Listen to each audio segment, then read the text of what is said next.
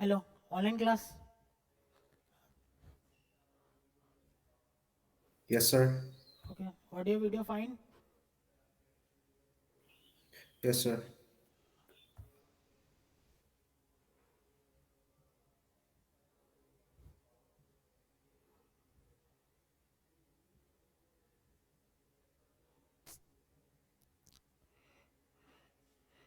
मुझे टाइम नहीं मिला इसको ठीक करने का. ठीक है. In the next class I will make some changes.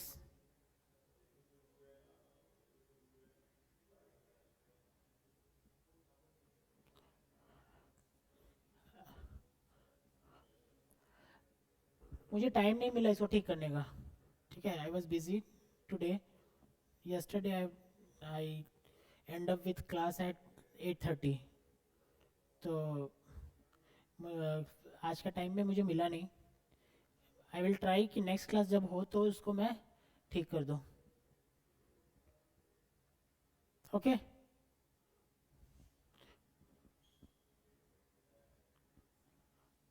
Online class. ठीक है. For today. Okay sir. For today, please take some pen. Okay. Last class हम लोगों ने क्या किया, एक रिवीजन हो जाए छोटा सा. ठीक है. लास्ट क्लास हम लोगों ने क्या किया, लास्ट क्लास किया हम लोगों ने सेक्शन 7. ठीक है. सेक्शन 7 में क्या था, प्लीज कोई रिवाइज कर रहा हो तो. सेक्शन 7 में था सेक्शन 7(1)(a). ठीक है. एसटीडी बिल आ रही है. एसटीडी बिल आ रही है. मैं एस क्या था, प्लीज ऑनलाइन क्लास बोलेंगे एस. सेल। सेल. फिर T4. T4 transfer. Transfer. Please अगर कोई बोल नहीं रहा है ना तो मेरा भी इंटरेस्ट खत्म हो जाएगा रिवीजन कराने का. ठीक है. Section 7(1)(a). उसमें क्या था, STD BELLR, यही तो था. ठीक है. Plus plus in course of consideration. Furtherance of business. Please short form लिख रहा हूँ, दैट डज नॉट मीन कि आप लोग भी शॉर्ट फॉर्म यूज कीजिएगा. Plus consideration. अंडरस्टूड. ये तो था सर. एसटीडी बिल का बता दीजिए, ये क्या था, सेल. फिर ट्रांसफर। ट्रांसफर. ये डिस्पोजल। डिस्पोजल. ये बार्टर। ये एक्शंस। एक्सचेंज. ये लीज। लाइसेंस. ये लीज। लीज. ये रेंटल। याद हो गया. ठीक है. प्लस क्या होना चाहिए, in course of furtherance of business. Plus consideration होना चाहिए. ये तीन कंडीशन सेटिस्फाई कर जाएगा तो it is deem to be supply and GST is leviable और not. Yes, GST is leviable. Understood. दूसरा हम लोगों ने क्या किया, इंपोर्ट ऑफ गुड्स और services. Import of goods service. Services. इसमें दो क्या दिखा था, कंसिडरेशन और विथआउट कंसिडरेशन या फिर no consideration.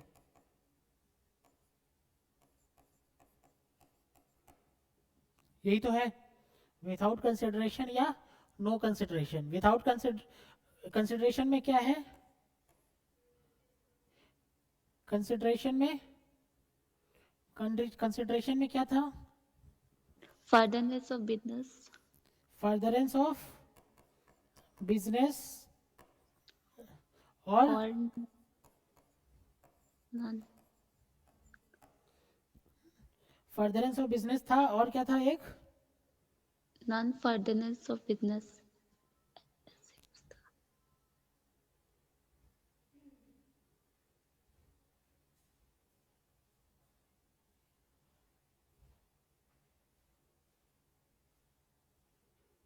In course of furtherance और नॉन फर्दरेंस?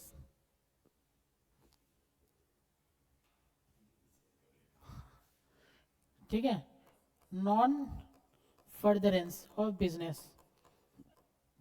ठीक है, इन दोनों के केस में क्या था? सप्लाई। इसमें, ठीक है, इसमें ये भी सप्लाई और ये नो सप्लाई। मैं चार्ट बहुत गंदा सा बना रहा हूँ, ठीक है, just for sake of revision, not for noting. ठीक है, फिर और क्या था? 7 1 A 7 1 A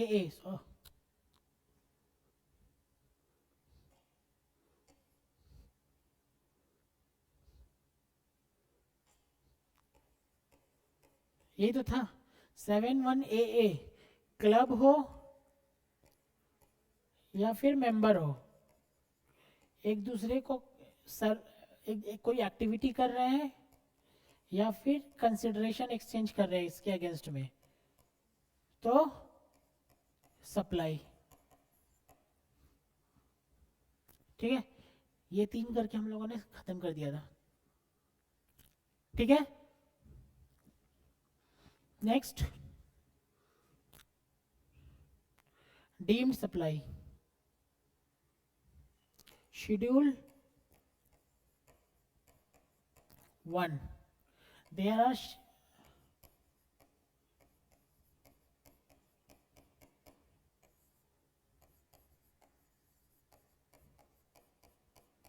there are 3 schedules in GST Act. ठीक है, there are 3 schedules, schedule 1, schedule 2, schedule 3. what schedule 1 tells कि सर अगर ये कुछ कंडीशंस है जिसमें अगर फॉल कर गया तो पक्का सप्लाई।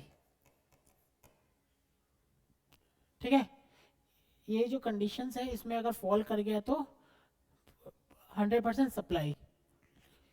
शेड्यूल 3 सॉरी शेड्यूल 2 क्या बोलता है? Bifurcation of goods and services. क्या गुड्स है, क्या सर्विसेज है? प्लीज, मैं एक बिल्डिंग बना रहा हूँ, ठीक है, मैं ये एक बिल्डिंग बना रहा हूँ, से 2 तल्ला का बिल्डिंग है, 2 स्टोरेड बिल्डिंग है। मैंने कॉन्ट्रैक्टर को दे दिया, वो कॉन्ट्रैक्टर बिल्डिंग बना रहा है। ठीक है, ऑन माय बिहाफ वो मैंने कॉन्ट्रैक्ट पे दे दिया, बिल्डिंग बना रहा है। अभी क्या है कि कॉन्ट्रैक्टर क्या करेगा? सीमेंट लाएगा, ठीक है, अदर मटेरियल्स लेके आएगा related to construction. Agree? Agree? ठीक है, लेबर लेके आएगा। ठीक है, तो उसने वो क्या किया? सीमेंट लेके आया, ठीक है, प्लस लेबर लगाया।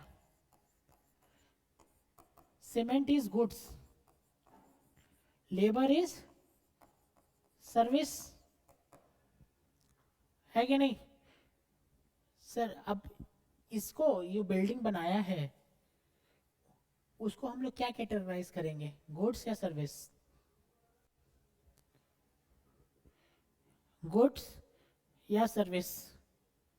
Answer is service. Sir service क्यों करेंगे? क्योंकि शेड्यूल 2 में बोल दिया है service. Before GST come into existence, this was a gray area।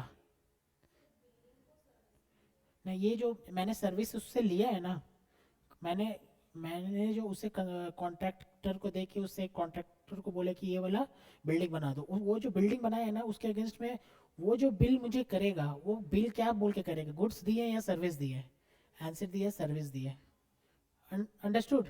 Question था कि सर्विस क्या, तो मैंने कॉन्ट्रैक्टर को बोला है कि वो 2 तल्ले का बिल्डिंग बना देना। 2 तल्ले का बिल्डिंग कंप्लीट करने के बाद वो मुझे एक इनवॉइस देगा, ठीक है। वो इनवॉइस में क्या बोलेगा, वो गुड्स दिया है या सर्विस दिया है? आंसर इज सर्विस दिया है, गुड्स नहीं दिया है, ठीक है। Before GST there was an grey area, before institute sorry before GST there was a grey area. VAT वाले लोग, वैट किस पे लगता था? गुड्स पे। VAT before GST there was a VAT and service tax, VAT लगता था goods पे।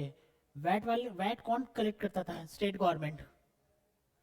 डिफरेंट स्टेट में डिफरेंट वैट कलेक्ट करते थे उनके स्टेट गवर्नमेंट। सर्विस टैक्स कौन कलेक्ट करता था? सर्विस टैक्स कलेक्ट करता था सेंट्रल गवर्नमेंट, ठीक है। तो वैट वाले लोग बोलते थे it is termed as goods, और उस पर हम लोग को गुड्स बोल के इस पे वैट चार्ज करवाता था। At the same time service tax बोलते थे कि नहीं, गुड्स कहाँ है, सर्विस है, लेबर देखो। तो किसको हैरेस्ट होता था? कौन हैरेस्ट होता था? हैरेस्ट होता था नॉर्मल टैक्स पेयर। वैट वाले लोग भी टैक्स मांग रहे हैं और सर्विस टैक्स वाले लोग भी सर्विस मांग रहे हैं, उन दोनों में ही कोई सिंक्रोनाइजेशन नहीं था। तो जीएसटी में क्या किया? जीएसटी में एक शेड्यूल लेके आया, शेड्यूल 2, उसमें लिख दिया कि भाई ये सब सर्विस है। Understood? Online class please reply. Yes, understood. Okay, schedule 3 क्या बोल रहा है? The list of the service, schedule 3 contains the list of the service which is neither goods not service. Example, employer employee relationship. I am the person giving service to my company, to my employer. I am an employee giving service to employer, ठीक है। that service given on the terms and condition written in the employment, ठीक है। हम दोनों के बीच में employer employ के बीच में एक कॉन्ट्रैक्ट बना है, एम्प्लॉयमेंट कॉन्ट्रैक्ट, उसके अगेंस्ट में मैं उसको सर्विस दे रहा हूं, ठीक है। देन जो सर्विस दे रहा हूं, I can not charge GST on such service. It is clearly written in schedule 3। we will elaborate schedule 1 2 3 later, but I am just giving you a glimpse of it, ठीक है। आते हैं क्या क्या है, पहले शेड्यूल 1 में आते हैं क्या क्या है जो सप्लाई है।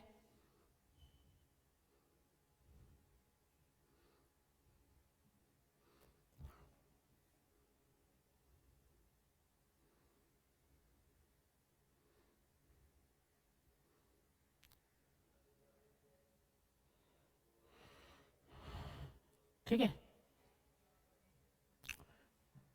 प्लीज आज के लिए थोड़ा एडजस्ट कर लीजिए, मैं नेक्स्ट क्लास से इसको ठीक कर दूंगा, ठीक है। I do not got time to correct this PDF, ठीक है। मैंने शेयर कर दिया है ग्रुप पे, जिसको पता नहीं है मैंने ग्रुप पे शेयर किया है पीडीएफ। ही और she can refer the PDF from the group, from the PDF shared in the group also, ठीक है।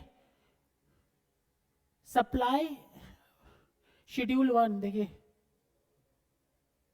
शेड्यूल 1 सप्लाई मतलब supply without consideration, deemed supply. Schedule 1 contains the list is termed as deemed supply, मतलब कि consideration हो या ना हो, it is be termed as deemed supply. Understood? Supply में एक बहुत बड़ा कंपोनेंट था, क्या था?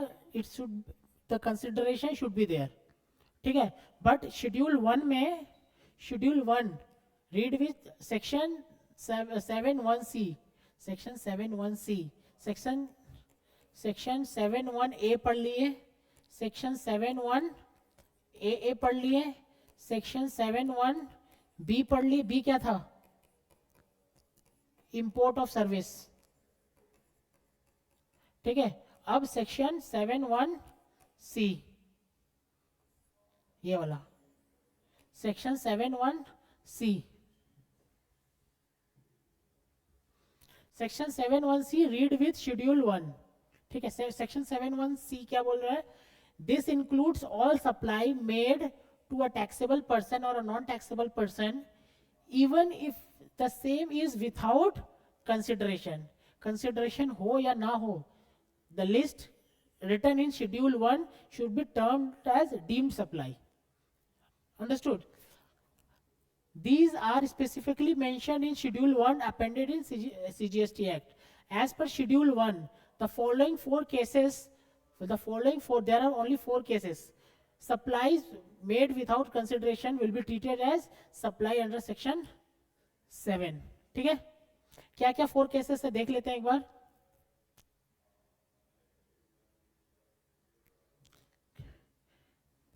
क्या क्या 4 केसेस है? बिजनेस एसेट्स, बिजनेस एसेट्स अगर आईटीसी लिया है. अंडरस्टूड? आईटीसी क्या है? Yes. टैक्स ऑन परचेज बोल सकते हैं क्या? On a non technical term, tax on purchase on a non technical term. ठीक है, अगर आईटीसी लिया है, अगर वो बिजनेस एसेट्स अगर उस पर आईटीसी लिया है और उसको सेल कर दिया या फिर डिस्पोज कर दिया, तो that sale of assets is term to be deemed supply. ठीक है, एग्जाम्पल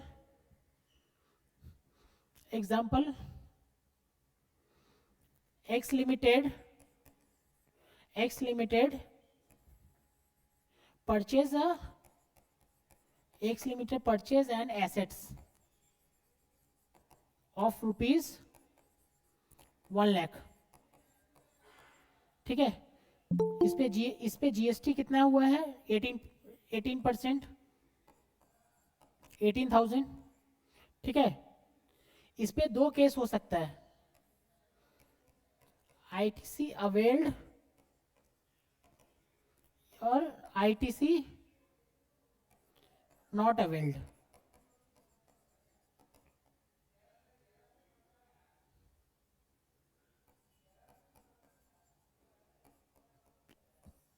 ठीक है, अगर आईटीसी अवेल्ड है और अगर सेल कर दिया तो ये सप्लाई.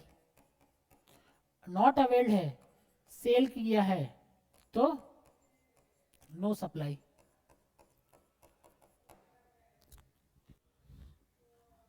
आ रहा है क्या समझ में? प्लीज ऑनलाइन क्लास समझ में आ रहा है क्या? Yes, sir. अगर आईटीसी, जस्ट अकाउंट्स का क्वेश्चन पूछ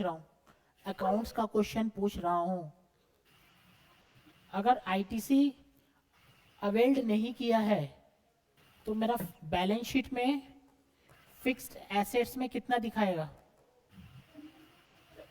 अकाउंट्स का क्वेश्चन पूछ रहा हूं, अगर आईटीसी अवेल्ड नहीं किया है तो बैलेंस शीट में फिक्स्ड एसेट्स कितना दिखाएगा?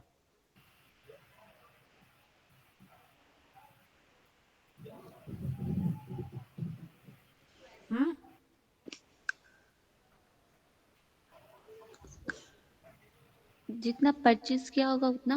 परचेज कितना किया है? 1 Purchase- lakh. नो, अगर आईटीसी अवेल नहीं किया है तो मेरे फिक्स एसेट्स में 1,18,000 दिखाएगा.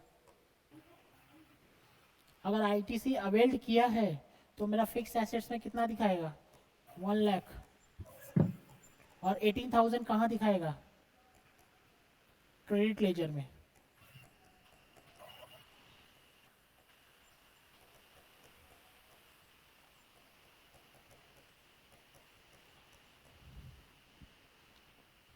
ठीक है,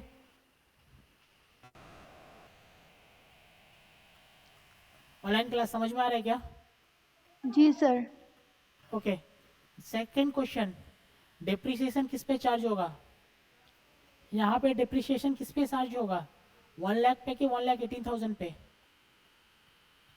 यहाँ पे डिप्रिसिएशन किस पे चार्ज होगा? 1 लाख या 1,18,000? 1 लाख पे.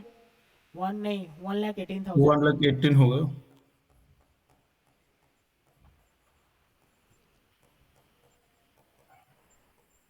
यहाँ पे डिप्रिसिएशन किस पे चार्ज होगा? 1 लाख पे। 1 लाख पे। Clear?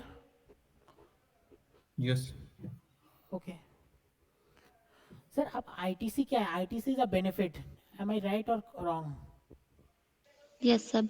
ITC is a benefit. Sir मैंने टैक्स पेमेंट कर चुका हूँ पहले at the time of purchase, the benefit shall be used at a time of discharging our final liability or not?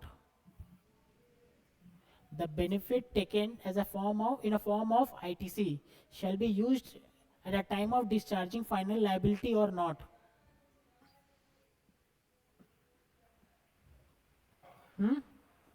It is a already paid thing. Already? Already paid. Already paid obviously. Sir x limited ने, सोचिए x limited ने goods लिया है, उस पर ITC payment कर, goods purchase करते समय टैक्स पेमेंट किया 10,000, उस वही गुड्स को अगर वो सेल करेगा और उसका टैक्स लायबिलिटी हो रहा है 15,000, तो क्या वो 10,000 इसे एडजस्ट नहीं करेगा?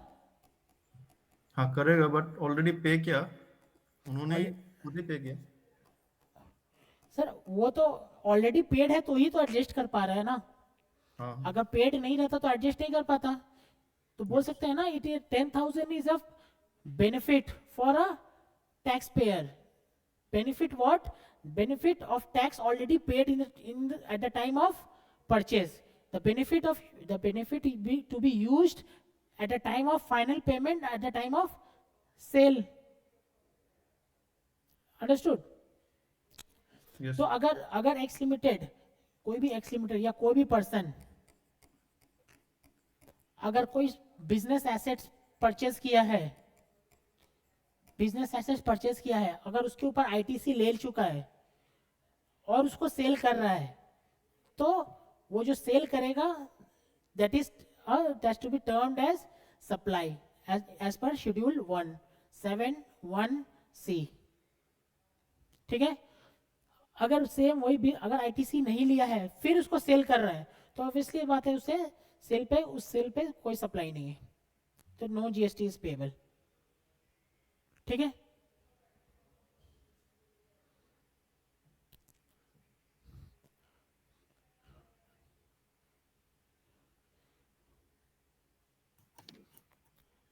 सप्लाई बिटवीन रिलेटेड पर्सन और डिस्टिंक्ट पर्सन।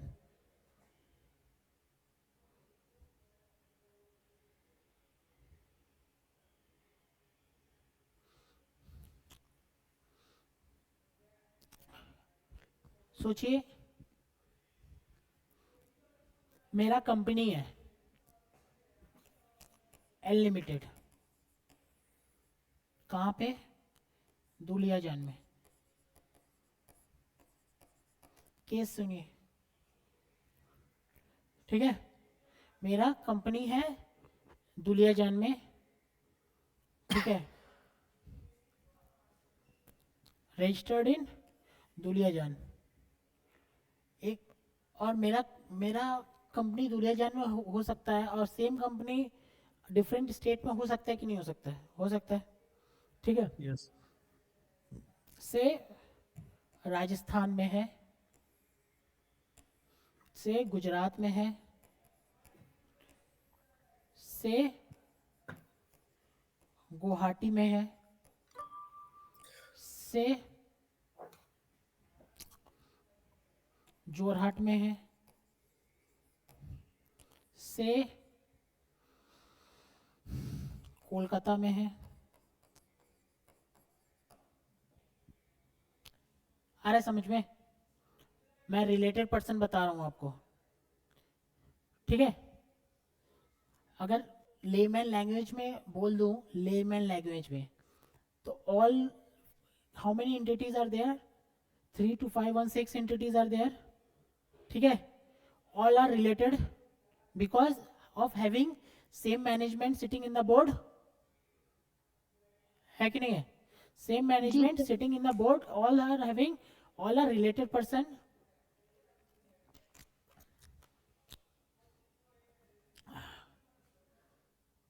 अब क्या हुआ? जीएसटी रजिस्ट्रेशन लेने का टाइम आया तो इसमें जीएसटी रजिस्ट्रेशन ले लिया, ठीक है, इसने नहीं लिया, एग्जाम्पल इसने ले लिया, इसने नहीं लिया, इसने ले लिया। केस समझ में आ रहा है? GST registration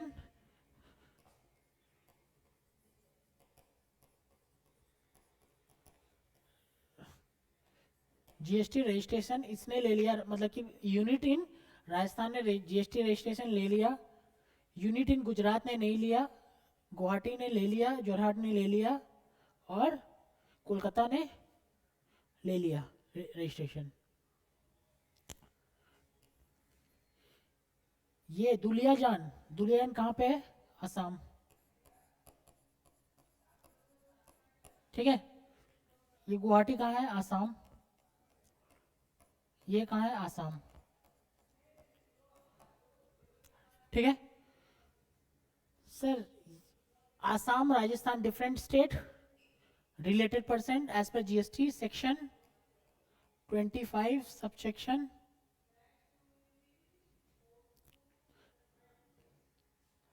4, section 25 section 4 related person. Assam sale of goods and services, तो ये दोनों रिलेटेड पर्सन है कि नहीं? यस,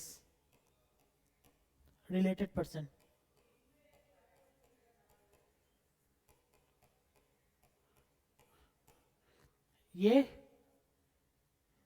ये दोनों रिलेटेड पर्सन है कि नहीं? Answer is yes, related person. ये दोनों रिलेटेड पर्सन है कि नहीं? Answer is yes. ये दोनों रिलेटेड पर्सन है कि नहीं? Answer is no.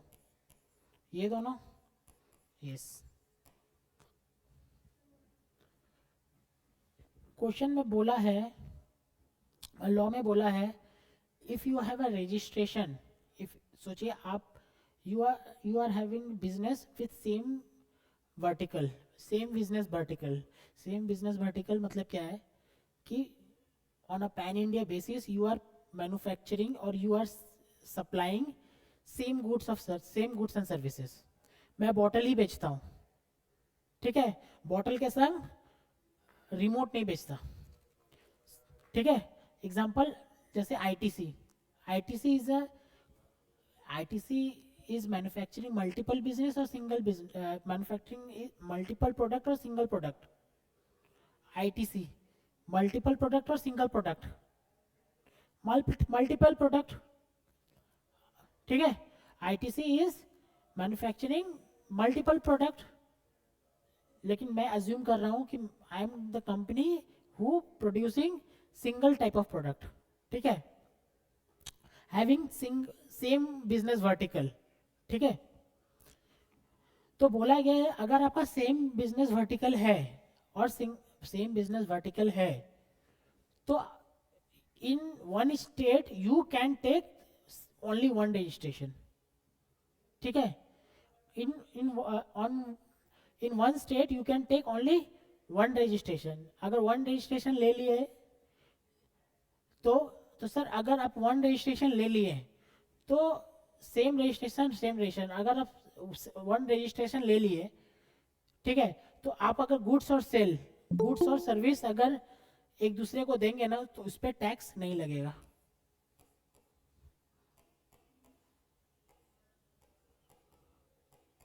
टैक्स नहीं लगेगा, अंडरस्टूड? उस पर टैक्स नहीं, because you people are not related person, distinct person, ठीक है, you people are not distinct person, तो उस पर टैक्स नहीं लगेगा। क्वेश्चन यहाँ पे लॉ में क्या लिखा है? लॉ में देखिए क्या लिखा हुआ है, सप्लाई बिटवीन रिलेटेड और distinct person, supply between related और डिस्टिंक्ट पर्सन।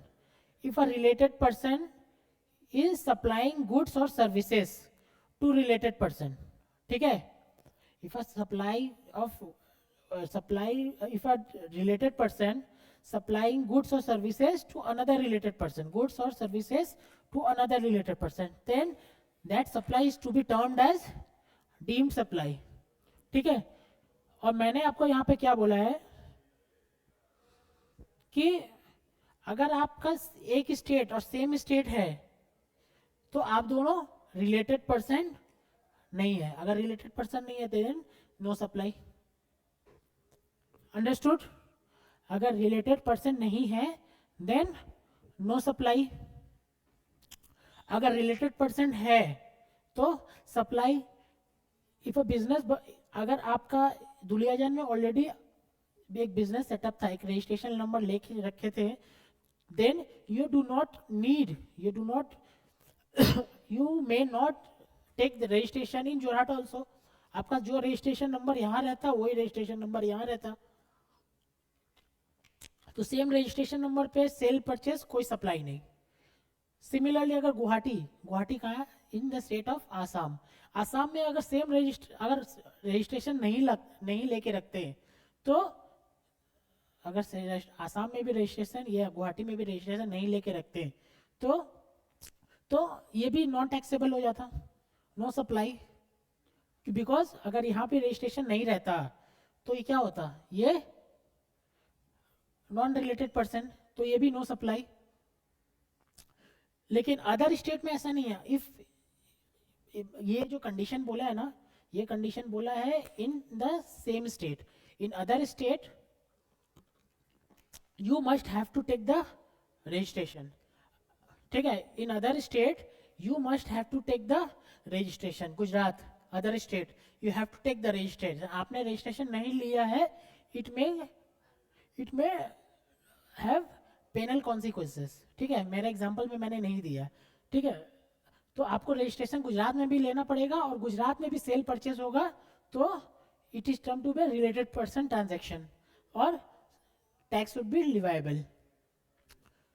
आ रहे समझ में? बोलने का क्या मतलब है, सर अगर सेम स्टेट में रजिस्ट्रेशन है तो पर्सन में नॉट टेक सेपरेट रजिस्ट्रेशन. ठीक है, एक ही रजिस्ट्रेशन होने से चलेगा. ठीक है, सेम स्टेट में. और डिफरेंट स्टेट में, सर डिफरेंट स्टेट में आपको रजिस्ट्रेशन लेना पड़ेगा.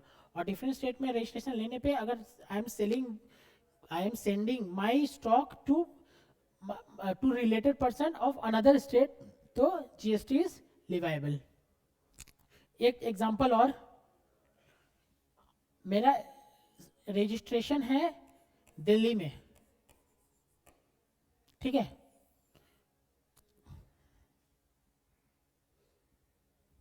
महाराष्ट्र में.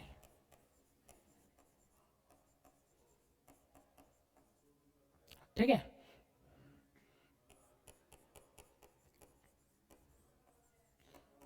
ठीक है.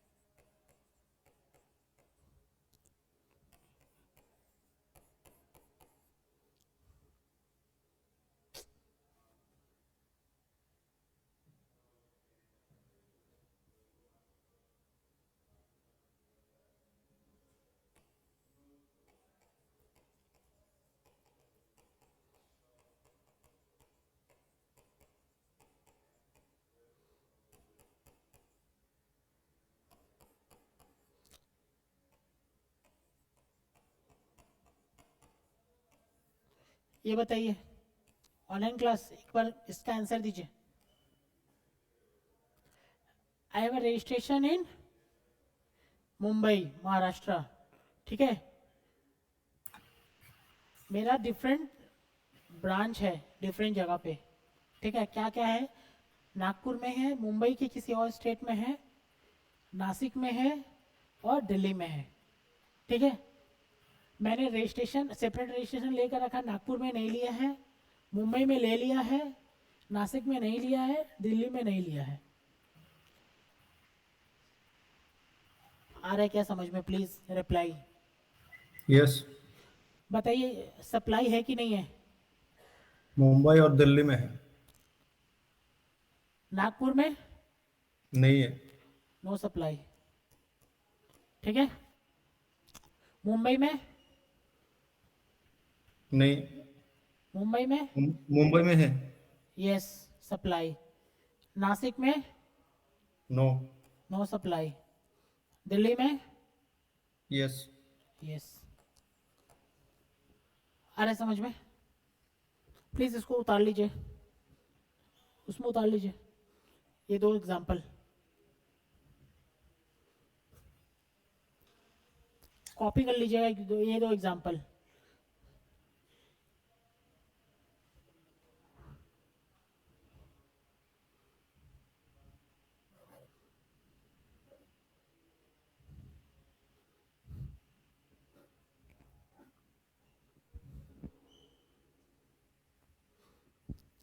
ऑनलाइन क्लास और कोई जवाब नहीं दे रहा है, एक जन ही जवाब दे रहा है। There are 14 people who are you are having present in the class, but एक ही जन आंसर दे रहा है। प्लीज आप लोग रिप्लाई दीजिएगा इसका।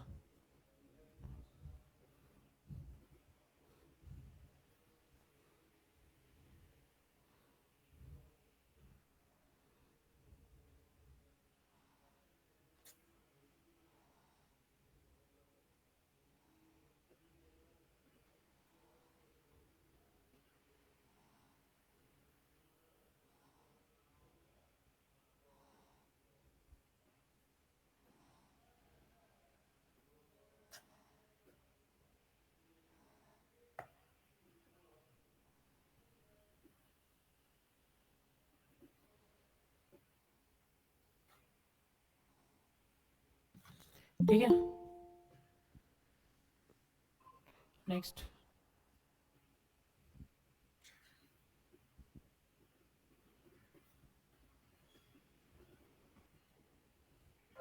सर एक मिनट, प्रीवियस स्लाइड दिखा लीजिए एक बार। एक मिनट,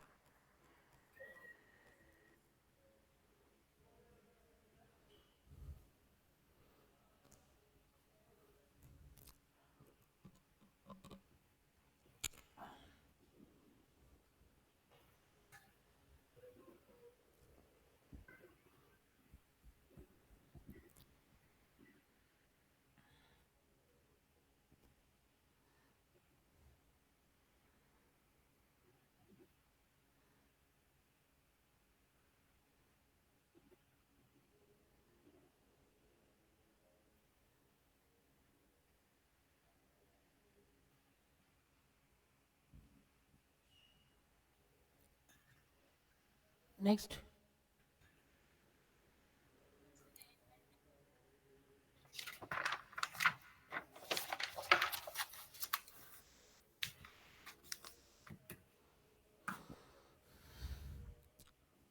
नेक्स्ट करें?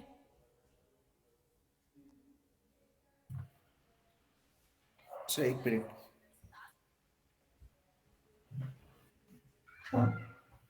प्लीज फोटो ले लीजिए अगर किसी का नहीं हो रहा है तो, टाइम कंस्ट्रेंट है हम लोग के पास।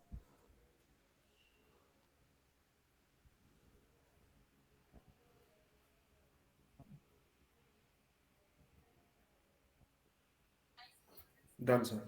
ओके ओके, ये हो गया सप्लाई बिटवीन रिलेटेड पर्सन और डिस्टिंक्ट पर्सन।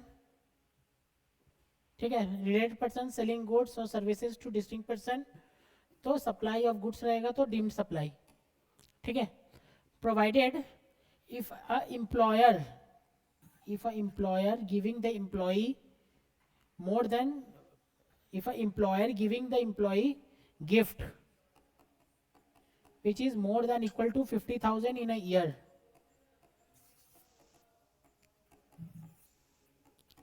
ठीक है, सॉरी मोर नहीं लेस होगा,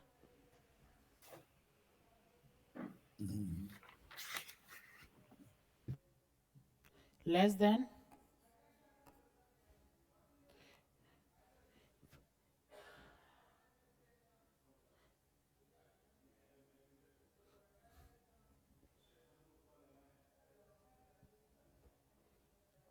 less than 50,000 in a year, तो वो सप्लाई नहीं है, ठीक है। Employer is giving gift to employee, employer is giving gift to employee which is less than equal to 50,000 in a year, then it is not a supply, ठीक है। supply between principal and agent, ठीक है। मैं कहाँ पे हूँ? दुलियाजान में। I am a growing business, I have a growing business. I am residing in Duliajan. मैं चाहता हूँ मेरा गुड्स कैलकाटा में भी बिके, ठीक है। मैं चाहता हूँ मेरा गुड्स कैलकाटा में भी बिके। व्हाट आई विल डू, मैं तो सेटअप नहीं करूँगा इंस्टेंटली, मैं सेटअप नहीं करूँगा, मैं देखूँगा डिमांड कितना है कैलकाटा में गुड्स का। तो I hired a agent in Calcutta. आ रहा है क्या समझ में? I hire an agent in Calcutta. आपको कंसाइनमेंट याद आ रहा है क्या? कंसाइनमेंट, अकाउंट्स में कंसाइनमेंट किया क्या आप लोगों ने? नहीं। ओके उसमें क्या होता है, नहीं किया तो मैं बताता हूँ, ग्लिम्स देता हूँ क्या है। A person in one state में hire a agent in different state, ठीक है, ठीक है। A person in one state से गुजरात, ठीक है, इसको क्या बोलते हैं? प्रिंसिपल, ठीक है। Hire an agent in agent से वेस्ट बंगाल, ठीक है, एजेंट इन वेस्ट बंगाल, ठीक है। अब क्या है कि ये एजेंट है वो वेस्ट बंगाल में सेल करता है, गुड्स जाता है इसके पास,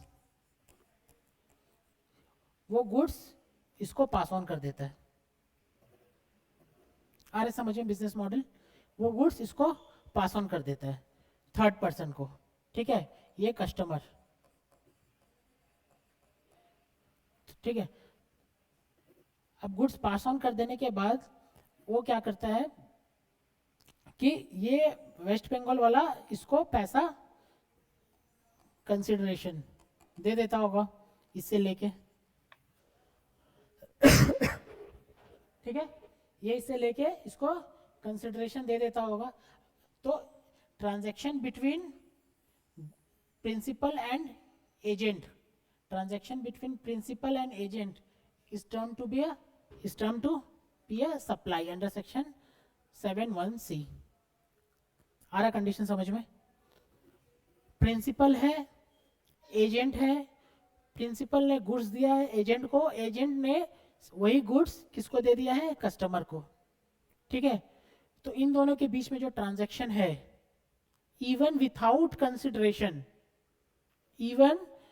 consideration is termed as supply, as कहाँ लिखा है? शेड्यूल 1 में। आ रहे समझ में? यस यस सर, ये केस जितना भी केस है वो शेड्यूल 1 का है ना अभी? हाँ जितना भी हाँ, आज मैं जितना भी केस पढ़ा रहा हूँ आपको सारा शेड्यूल 1 का है। मैंने ऊपर पढ़ा है देयर आर 4 केसेस। पहला केस क्या था sir? Transfer and disposal of business assets. Business asset sale किया है जिस पे आईटीसी लिया है। अगर किसी ने बिजनेस एसेट्स खरीदा है, उसको सेल किया है, और जब खरीदते समय आईटीसी लिया था, तो वो sale of business assets is term to be a supply, ठीक है। सेकंड क्या बोले? मैंने बोला रिलेटेड पर्सन एक दूसरे को गुड्स सेल कर रहे हैं। गुड्स यहाँ पे स्टॉक था, यहाँ स्टॉक आपने यहाँ भेज दिया, ठीक है। स्टॉक ट्रांसफर भी कर रहा है, तो even without consideration it is to be termed as supply. तीसरा मैंने क्या बोला? प्रिंसिपल एजेंट में क्या है? अगर प्रिंसिपल गुड्स भेज रहा है एजेंट को और एजेंट फॉरवर्ड कर रहा है कस्टमर को, और प्रिंसिपल इशू इनवॉइस कर रहा है कस्टमर को on his own name.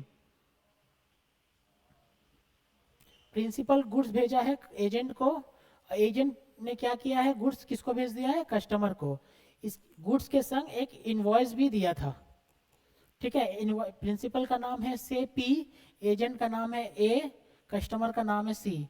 Invoice P के नाम पे था, इनवॉइस पी के नाम पे था, और ये पी और ये एजेंट ने लिया है ये पी का इनवॉइस और इसको फॉरवर्ड कर दिया है। तो इन दोनों के बीच में जो भी सप्लाई होगा, हाँ मैंने लिखा है issue invoice to customer in his own name, ठीक है, issue invoice customer in his own name, ठीक है। तो इन दोनों के ओन बीच नेम, ओन नेम मतलब प्रिंसिपल, एजेंट का लग रहा है ना? नहीं नहीं नहीं नहीं, प्रिंसिपल, ठीक है।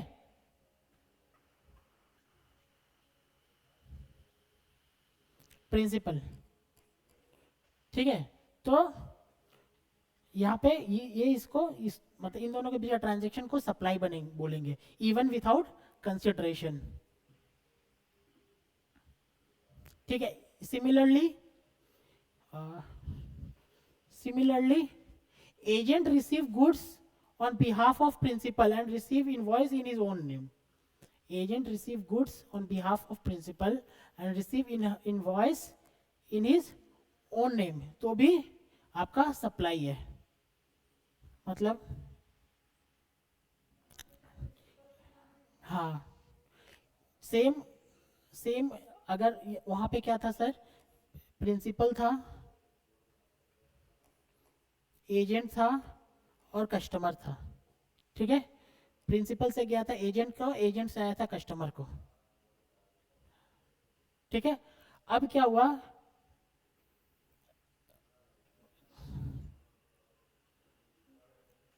हुआ, कस्टमर ने उल्टा भी हो सकता है ना, कस्टमर ने वापस एजेंट को ट्रांसफर कर दिया और एजेंट क्या करेगा, प्रिंसिपल को दे देगा, ठीक है। ये कंडीशन भी इसको सप्लाई समझेंगे, ठीक है, एज टर्म्स ऑफ शेड्यूल 1, ठीक है। I am running fast because time हो गया है। Import of service, import of service मैंने बता दिया था already. Import of service person outside India, supply service person in India in course of furtherance of business है और रिलेटेड पर्सन है तो डीम्ड सप्लाई, ठीक है, ऑलरेडी बता दिया है।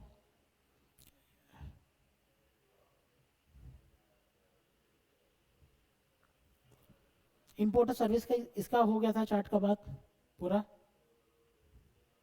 ठीक है। नेक्स्ट है शेड्यूल 2 करवाऊंगा। एक्टिविटी शेड्यूल 2 क्या बोलता है, एक्टिविटीज और transaction to be treated as supply of goods और सप्लाई ऑफ सर्विस। किसको सप्लाई ऑफ गुड्स बोलेंगे, किसको सप्लाई ऑफ सर्विस बोलेंगे, ठीक है। Section 7(1)(a) schedule 2 understood. Online class समझ में आ रहा है क्या? Yes sir. ओके हम लोगों ने पहले 7(1) किया है, सॉरी 7(1)(a) किया है, 7(1)(a) किया है, इंपोर्ट ऑफ सर्विस किया है, शेड्यूल 1 किया है, ठीक है। नेक्स्ट क्लास शेड्यूल 2 स्टार्ट करेंगे, शेड्यूल 2 करेंगे, शेड्यूल 3 करेंगे, सेक्शन 7 खत्म हो जाएगा, कुछ सम्स करेंगे, understood. Okay, thank you. Thank you.